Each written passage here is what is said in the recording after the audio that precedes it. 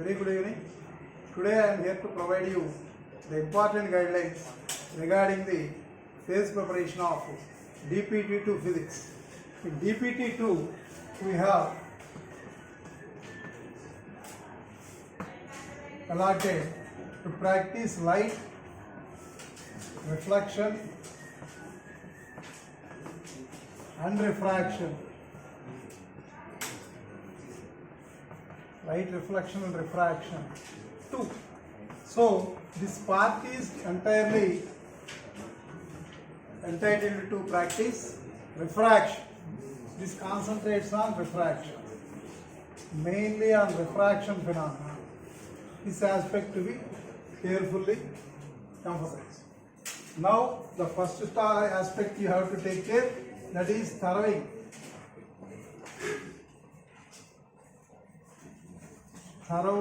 Quick check summary is first. Quick check summary and build up, concept build up. Concept build up. First step you have to do concept build up. So what is refraction? How it happens? How did we come to know first? Surround us, familiarize the examples. Why that straw appears to be, or pencil kept in the glass of water appears to be bent. Lemon kept in the glass of water appears to be enlarged. Why, while watching through glass slab, letters kept below appears to be raised. So these are illustrations. Where do we get this refraction in daily life? That aspect to be carefully familiarized. From there, what we are observing, that experiment is there. Coin experiment, please emphasize the children. That a gas experiment. Take a container and keep a coin inside that. Ask the student to watch this coin. He can able to view this clearly. Ask him to step back. Once he stepped back, he cannot able to view the coin. Now, start filling the water in the container. Again coin will be visible. When you start filling the water, again coin will be visible to the person. What happened? After filling it with water, what happens? The light ray appears to be bent. So this aspect we must make students to discover. When light ray traveling from one medium to another transparent medium, it appears what is happening? It is deviating from its path at the boundary separating the two media. It is bending away from the normal as it is traveling from water to air, or it will bend towards the normal when it is traveling from air to water. So anything, what is certain? Bending of light ray is sure when it is traveling from one medium to another medium. Why it is happening? Why the light ray is bending? Because the speed is changing. Light ray, when it is traveling from one medium to another medium, it will change its speed. And you have to give the important information. In the space, all colors of light will travel with the same speed. That is 3 into 10 to the power of 8 meter per second for any type of color, Vibzion. Any type of color, all colors will travel with the same speed in vacuum. But as they enter into the medium, what happens? Their speed decreases because of wavelength decreases.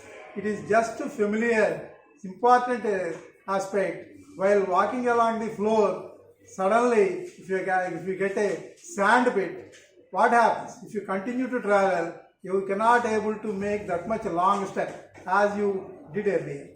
So step will be automatically decreased. Step length will decrease. Same manner, when light ray is an electromagnetic wave, as it enters from one medium to another medium, its wavelength changes. Step length is changing. Obviously, its speed also changes. Therefore, when light is traveling from one medium to another medium, the point that every student should have in their mind, that is, wavelength is changing and speed is also changing. To make this change of speed possible, what light ray is doing? To increase the speed, it is bending away from the north. To decrease the speed, it is bending towards the north. So this aspect should be carefully emphasized. Once refraction is introduced, you should care for laws of refraction. What rules while light is undergoing refraction will follow. Incident ray, when light ray is traveling from one medium to another medium, what happens? Incident ray, normal and refracted. When light ray is traveling from rarer medium to denser medium, what happens? It will bend towards the normal. And the incident ray, refracted ray and normal obviously will remain in the same plane. And the second important point, the angle of incidence and angle of refraction are to be measured, carefully reckoned. They will obviously follow the important rule, sin A by sin R is equal to constant. This will remain constant and it gives the refractive index. Refractive index of medium, denser medium with respect to rarer medium. So what is n signifies? That aspect many children will be having this doubt. What is refractive index mean? Actually light is traveling from vacuum to, this is vacuum and this is a medium. For any angle of incidence, see, after entering into this medium, it will become V. Whatever may be the angle of incidence, it will become V. See, different angles of incidence and traveling, see it is after entering into the medium, its speed is becoming V. So, to what part the speed will be reduced when compared with C? How much it is becoming? C by 2 or C by 3 or C by 4? What the speed is becoming? Light will travel with C speed in vacuum. After entering from a vacuum to given medium, its speed will be reduced by n. So that factor will give us n gives us how much part speed will be changed. So V is equal to C by n or n is equal to C by V. This is refractive index, absolute refractive index. After absolute refractive index means after entering from vacuum to given medium, how many times the speed is reduced to. That aspect n will emphasize here. This aspect is to be carefully familiarized and make every student to understand this aspect. Now, as the light ray is traveling from one medium to another medium, obviously the speeds here in the first medium it is V1, second medium V2. We emphasize what are the N1? First medium N1. The first medium N1, if you come across, N1 is equal to obviously C by V1 and N2 is C by V2. Taking refractive index of medium 2 with respect to 1 means N2 by N1 gives us this ratio becoming, how much it will become? Becoming V1 by V2. Similarly, light ray is traveling from denser medium to rarer medium. Then we go for N12. What happens? Refractive index of medium 1 with respect to 2 means N1 by N2, that is equal to V2 by V1. So these aspects must be carefully explained. What is the significance of N? Why it is needed? Unless this aspect is not made clear, student is not going to do anything. So many students, in my experience, I come across, they are not having clarity on refractive index, absolute refractive index and relative refractive index. So please to make the children to understand this clearly. So concept build-up should be taken care of. How the total concept is built up, how refraction is recognized, discovered, and how it is defined, and after that laws of refraction. After laws of refraction, now we care for applying refraction for lenses, spherical lenses. In spherical lenses, by applying the laws of refraction, we come across that ray rules. Convex lens, concave lens must be carefully given proper explanation. Convex lens and concave lens. Both must be carefully plotted. Convex lens and concave lens must be plotted carefully, and you should emphasize by applying laws of refraction. What is happening? This point, midpoint of the lens, what you call it as optic center, and the light ray traveling parallel to it must pass through a fixed point, what you call it as focus. Here also, while defining the spherical lenses, the center of curvature will have a meaning. That is, we refer it here as 2f. 2f, same distances, same size, you have to carefully mention. Here also mark carefully. This is C, actually center of curvature, and we emphasize this as 2f. So, how the laws of refraction are applied in getting the ray rules? That should be, that link is to be, relevance is to be carefully made familiar. And next important thing, the properties of image formation due to concave lens and convex lens are to be carefully emphasized. And finally, after explaining these relations, you will come across the important relation, that is 1 by v minus 1 by u is equal to 1 by f. What you call it as lens formula. Distance of the object, distance of the image, and focal length of the given lens are related by new Cartesian coordinate system and sign convention are related as 1 by v minus 1 by u is equal to 1 by f.